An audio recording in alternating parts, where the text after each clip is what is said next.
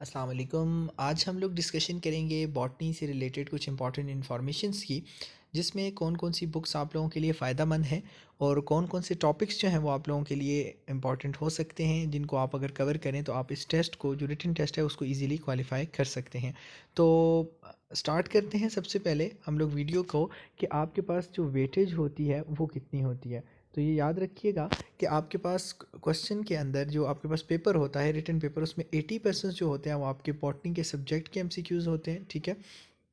उसके अलावा आपके पास जो 20% होता है वो आपके पास जनरल नॉलेज होता है, और हर क्वेश्चन जो होता है वो 1 मार्क्स की वेटेज रखता है और नेगेटिव मार्किंग भी होती है 0.5%। तो ये चीज़ आप लोगों ने याद रखनी है कि बाद में स्टूडेंट्स ये कह रहे होते हैं कि हमने बहुत से क्वेश्चंस अच्छे किए थे, तो उसके अलावा कुछ तुक्के भी लगाते हैं, उन तुक्कों की वजह से अगर हम लोग कह सकते हैं उनके मार्क्स जो होते हैं वो घट जाते हैं। तो इसके बाद स्टार्ट करते हैं सिलेबस से। तो सिलेबस में आपने सबसे पहले जो है एलजी से स्टार्ट करना है, जिसके अंदर एलजी की ओरिजिन, एवोल्यूशन, डिस्ट्रीब्यूशन, क्लासिफिकेशन और उसकी रेफरेंस टू कितनी रेंज होती है, और उसके अलावा इनके अंदर पिगमेंट सिस्टम जो होते हैं वो बड़े ज़्यादा उनसे क्वेश्चंस पूछे जाते हैं डिफरेंट क्लासेस के अंदर, जिसमें साइनोफिटा, बिस्टीरियोफिटा, फियोफाइटा एंड रोडोफाइटा और क्लोरोफाइटा जो है वो हो सकते हैं। तो आपने कोशिश ये करनी है इनके कुछ इंपॉर्टेंट मेंबर्स और इनके अंदर इनके अंदर जो क्लोरोप्लास्ट है उनकी शेप्स जो किस तरीके से होती है उन पे आपका कंसंट्रेशन होनी चाहिए एलजी से रिलेटेड, जिनके अंदर से काफ़ी क्वेश्चंस पूछे जा सकते हैं। और अराउंड अबाउट 3 to 4 क्वेश्चन जो होते हैं एलजी की पोर्शन से पूछते हैं। और आपके पास फंजाई आ जाता है। फंजाई के अंदर आप लोगों ने देखना है कि आपके पास इनकी प्लांट बॉडी का स्ट्रक्चर कैसा होता है। माइसीलियम हो गया, आपके पास कोई जो माइसीलियम के अंदर टाइप्स होती हैं कि सेप्टेट होता है, कोइनोसिटिक होते हैं। उसके अलावा आपके पास डेवलपमेंट जो होती है एस्किस की, बेसिडियम की और कोनिडियम की, वो किस हिसाब से होती है।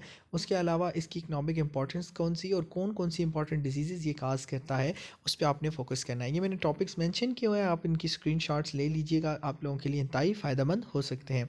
उसके बाद नेक्स्ट हम लोगों ने बात करनी है, यहाँ पे मैं 2 चीज़ें मुझसे मिस हो गई हैं लेकिन मैं आपको बता सकता हूँ कि जो आपके पास ब्रायोफाइट होते हैं उनके जनरल करैक्टरिस्टिक्स, उसके अलावा जो ट्रीडोफाइट्स होते हैं उन ट्रीडोफाइट्स के अंदर जो स्टीलियर सिस्टम होता है, काइंडली उस पे ज़्यादा फोकस कीजिएगा कि वो पूछा जा सकता है।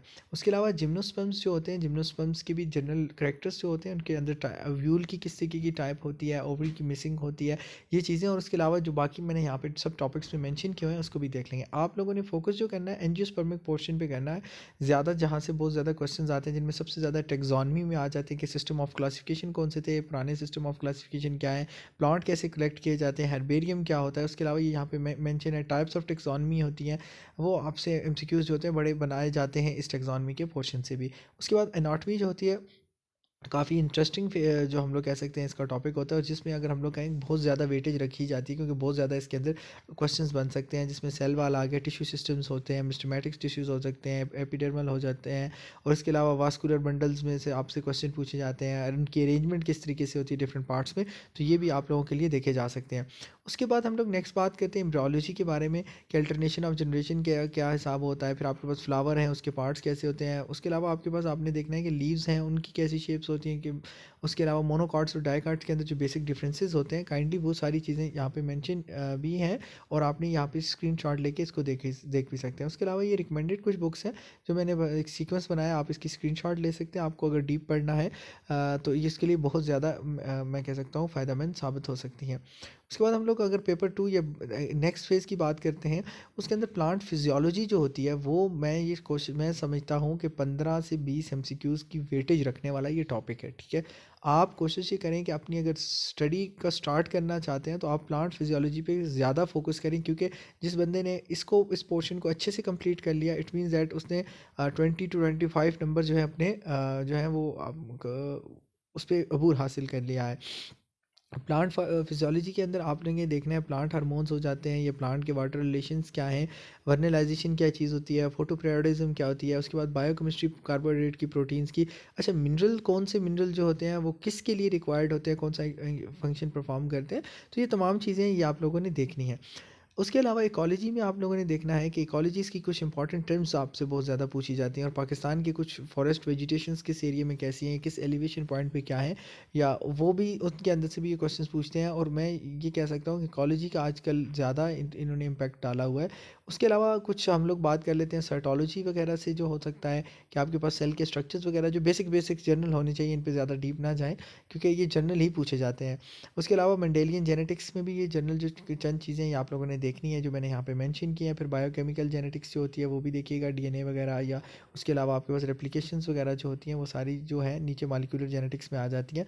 एवोल्यूशंस की थ्योरीज़ में से पूछा जाता है, ठीक है। वेनबर लॉ हो गया, जीन फ्रीक्वेंसीज वगैरह हो गई, ये चीज़ें आप लोगों ने देखनी है। इसके लिए भी कुछ मैंने बुक्स जो है यहाँ पे मेंशन किए जो आप लोगों के लिए इंतहाई इंपॉर्टेंट है। अच्छा, वीडियो के एंड पे मैं आप लोगों से एक बात शेयर करना चाहता हूँ कि अगर आपको प्रिसाइज़ और टू द पॉइंट आप लोगों ने तैयारी करनी है और 3 मंथ के अंदर आप कोशिश ये करना चाह रहे हैं कि अपने इसको कंप्लीट करें, तो मैं यहाँ पे आप लोगों के साथ एक सबसे इम्पॉर्टेंट बुक जिसका मेरा सेल्फ एक्सपीरियंस है,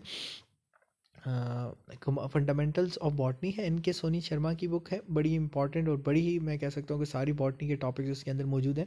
और उसके अलावा आपके पास ऑब्जेक्टिव्स ऑफ बॉटनी है जो हम लोग रिटन टेस्ट क्वालिफाई करने के लिए इंतहाई बेहतरीन है। मैं 100% श्योर हूँ कि जो बंदा वहाँ से करे वो आपके पास कुमार जो है उनकी रिटन है, इंडियन बुक है। और मैं 100% कह सकता हूँ कि अगर कोई बंदा वो अच्छे से प्रिपेयर कर ले तो वो बहुत ईजीली इस 82, मैं ये कह सकता हूँ कि 70+ मार्क्स ले सकता है। It's my own personal experience. मैंने जस्ट 3 to 4 मंथ के अंदर ये चीज़ें कवर की थी पूरी बॉटनी की। तो अगर आपको ये वीडियो पसंद आई हो तो काइंडली इस वीडियो को लाइक कर दें, चैनल को सब्सक्राइब कर दें, क्योंकि यहाँ इससे ऑनवर्ड इन वीडियोज़ के बाद मैं कोशिश ये करूँगा कि वन बाय वन उन्हीं इंपॉर्टेंट बुक्स को जिस तरीके से मैंने पैरामीटर्स अपनाए थे तो वही अपना के आप लोगों के साथ शेयर करता जाऊँ, ठीक है। Thank you. वीडियो को लाइक ज़रूर कर दीजिएगा। शुक्रिया। खुदा हाफिज़।